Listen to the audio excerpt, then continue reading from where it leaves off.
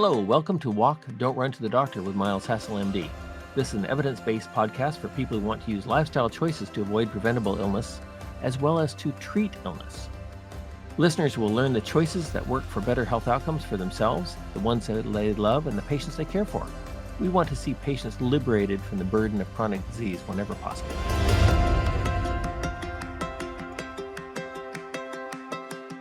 Welcome back to Walk, Don't Run to the Doctor. I'm Miles Hassell, MD. We're going to be talking today about treatment of high blood pressure, hypertension. And this is directed for those maybe 90-95% of people with what's called essential hypertension, which is frequently lifestyle associated, and frequently we can eliminate or at least reduce medications if we use lifestyle aggressively. There is a small proportion of people who have other causes of high blood pressure that this is less relevant to, but the recommendations we'll be making help everybody be healthier anyway. As we enter into this, we also like to thank the donors who have made this podcast possible. We have many supporters, and if any of you would like to contact us, maybe you disagree with what I'm saying or have better ideas, then we'd love to hear from you as well. And all that information about how to contact us is in our show notes at the end. Controlling high blood pressure. So we're going to be talking about food and lifestyle approaches that can work. We're going to be talking a little bit about how high blood pressure reflects, in most cases, multiple areas of metabolic dysfunction. Metabolic dysfunction is also associated with type 2 diabetes, heart disease, stroke, kidney failure, problems with vision, peripheral vascular disease in your arms and legs, but especially your legs. And so the metabolic dysfunction associated with most cases of high blood pressure is an important thing to have in the back of your mind. It's not just a number. It's much more than that. There are many medications to control high blood pressure, and they kind of make life easy. Pop a pill, blood pressure better, what could go wrong? Well, the problem is that if you're taking a pill to control your high blood pressure, which you might need, at no point should you interpret this as saying eliminating all medications for all people for all high blood pressure, because that would be a big mistake for many of you. But if you divorce the high blood pressure number from your overall metabolic health, you're going to be making poorer decisions. So our high blood pressure medications reduce the risks associated with high blood pressure by a small amount, but they don't reduce it to normal. And every high blood pressure medicine has some significant potential side effects. And so the purpose of this presentation is to say, hey, what can you do to reduce the need for high blood pressure medications and possibly even be able to eliminate the high blood pressure medications? When you're thinking about the high blood pressure medications, remember that they do not reduce your overall risk of disease to the same extent as not having high blood pressure to start with. In other words, if you can bring your blood pressure numbers down to normal without using medications or by using fewer medications, your overall risk of things like heart attacks and strokes will be less. And you won't have to deal with the side effects potentially or the nuisance of taking medications. And one of the areas of medication potential harm that we're concerned about is something called white matter hyperintensities. And the data for this is in the show notes, but there's an association between the high blood pressure medications and more of these white matter hyperintensities in the brain, which in turn are associated with more brain damage. And so it's just a reminder to us that if we can use our own metabolism to fix our own problems, we're much better off. So let's think about some steps you can take that will reduce your risk of having high blood pressure or needing high blood pressure medications or reverse high blood pressure without medications.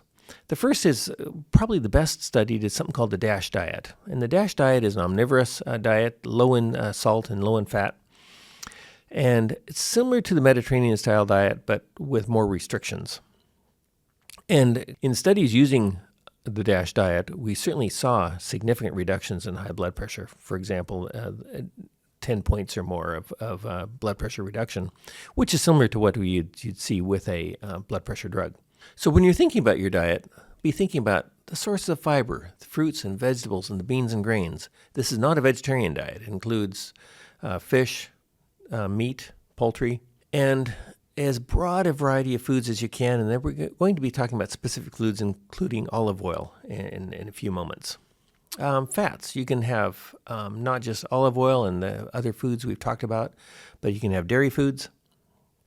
and nuts and seeds. We really think that raw nuts are underappreciated as a useful source of great nutrition. And so we use a slightly different version than the DASH diet in our practice. We use the Mediterranean diet model, which is a DASH diet, but more liberties with fat and salt. And that's because it appears that the actual salt, if you're adding salt in your own home, then the amount of salt that you're getting is going to be within the range that's associated with the best health outcomes, as against salt that comes in French fries and chips and things like that. Even a lot of breads have a tremendous amount of salt. And so the salt shaker that you use at home is not our concern. Our concern is what the salt is added to, which should be homemade food. So when we're thinking about what the Mediterranean diet model is, it includes beans and legumes, whole intact grains, raw nuts, seeds, 2 to 3 servings of dairy a day, maybe 2 to 3 servings of oil-rich fish a week, maybe 2 or 3 servings of red meat a week, and so on. When you're thinking about the fruits and vegetables, try to have a fruit or vegetable with every meal and snack so that your whole diet is kind of fruit and vegetables to which you add things. It's not a bad way to think. And then a serving of whole grains or beans every day. Some of the foods that really stand out are olive oil and celery and beets. So we'll talk about olive oil first. Numerous studies have shown that having more olive oil in the diet seems to reduce blood pressure. And so the amounts of olive oil we're talking about are 2 to 3 tablespoons a day. More is probably fine if your body can handle the extra calories. And we don't just suggest eating olive oil off a spoon, but including it in your cooking and in your eating. And whether it's cooked or eaten, it's probably fine.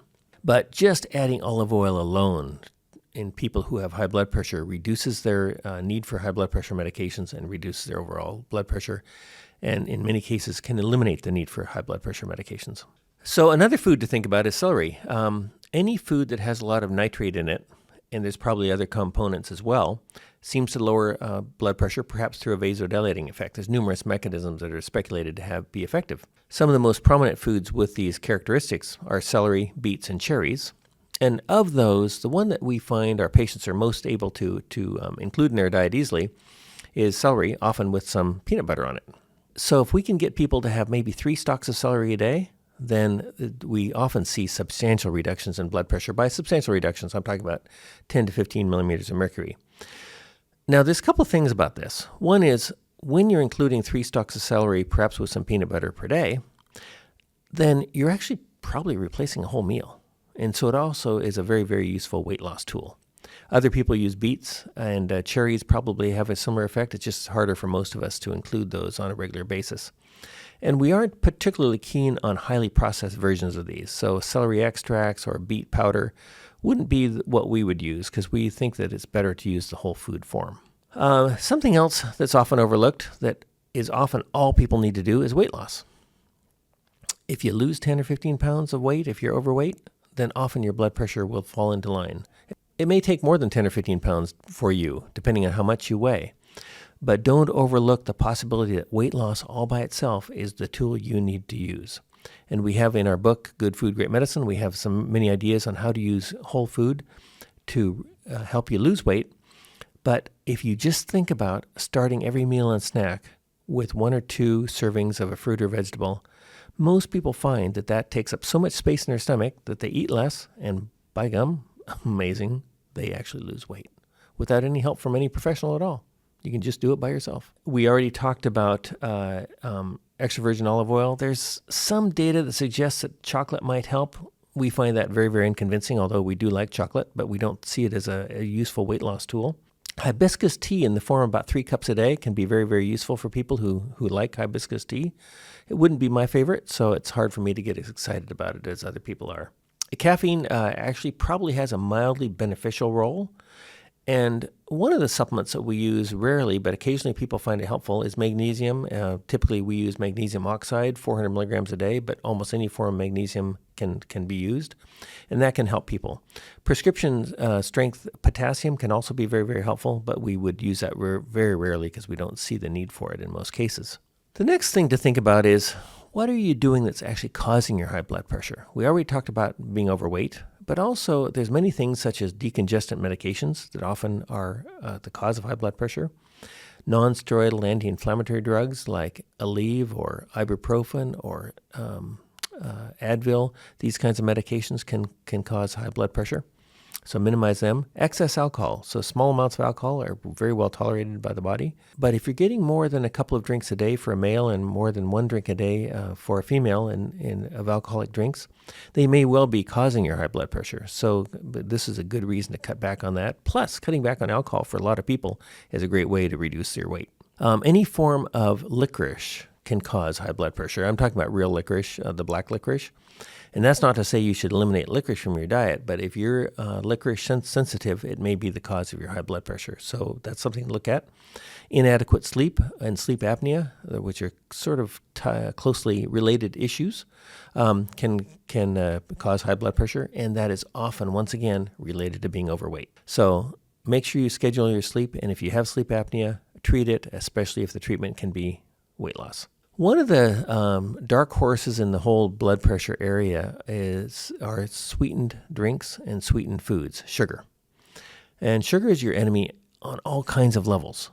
Processed sugar. I'm not talking about the sugar in your apple or banana. I'm talking about processed sugars. Not only do they cause just about every malady known to man, I'm exaggerating only a small amount, but they also are direct contributors to high blood pressure. And not only that, but other forms of highly refined carbohydrates in the form of breads and pastas and pastries and crackers. These, not only do they have very high carbohydrate loads that seem to contribute to high blood pressure, but they also, for the most part, have high salt loads, which are high enough to start contributing to high blood pressure. Now let's talk about how we can see this play out in the real world. So Cindy is somebody who came to us. She was 55 years old. She swam every day, very, very fit lady, 135 pounds, about 5 feet 3 inches, tiny bit overweight, but certainly looking at her, you would not have suggested she was overweight. She was in very, very good shape and ate a pretty good diet. She really enjoyed cooking. But she had a very strong family history of premature heart disease in her parents. And so when she started having high blood pressure, she sort of thought, this doesn't fit. And so we worked her up for abnormal causes of high blood pressure because, frankly, she didn't look like somebody who should have high blood pressure. And those were all normal. And so then we circled back and looked at her diet a lot. Her fitness, as I said, was superb. She had several episodes of exercise a day, and she ate pretty well. But when we looked at her diet more closely, she was having a lot of carbohydrates in the form of sweetened foods and breads. And so we cut back on the sweets, increased her vegetables, decreased her breads. She lost about 10 pounds from about 135 to about 125. And she had a dramatic improvement, not just in her blood pressure, which had been in the 150s, but went down to the 110s to 120s with that weight loss and improvement in her diet. But also she had dramatic improvement in her triglycerides, a dramatic improvement in her HDL cholesterol, the so-called good cholesterol. And she was able to not need any blood pressure medications at all. And those results have been maintained for about 10 years now. This is an example of real-world, very simple steps: more vegetables, less sugars, less breads, less weight. That played out, meant that she did not need blood pressure medications.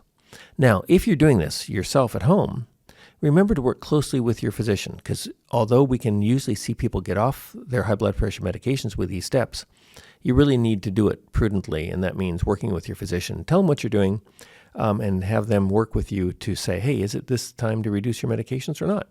A lot of people really feel that they need to eliminate sodium from their diet, and we argue that that is not what we see in the literature, but that moderate salt added with a salt shaker at home to whole foods is not associated with high blood pressure.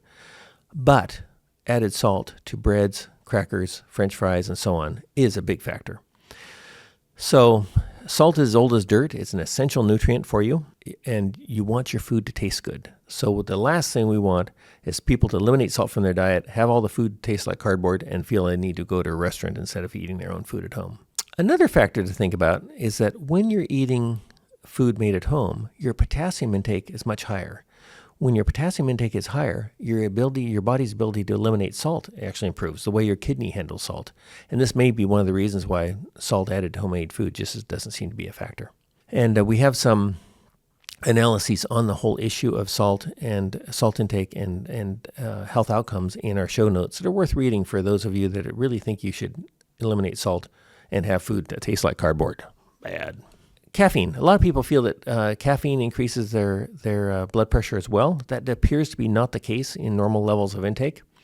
And so when people have sustained moderate levels of caffeine intake, such as 3 to 5 cups of coffee a day, we see either neutrality or actually lowered blood pressure. We would submit that most people don't need to worry about normal levels of caffeine intake in coffee or tea with respect to their high blood pressure. So one of the things to note whenever you're seeing a study that relates caffeine to high blood pressure is make sure that they're actually providing caffeine in the form of coffee and tea and not in the form of pills.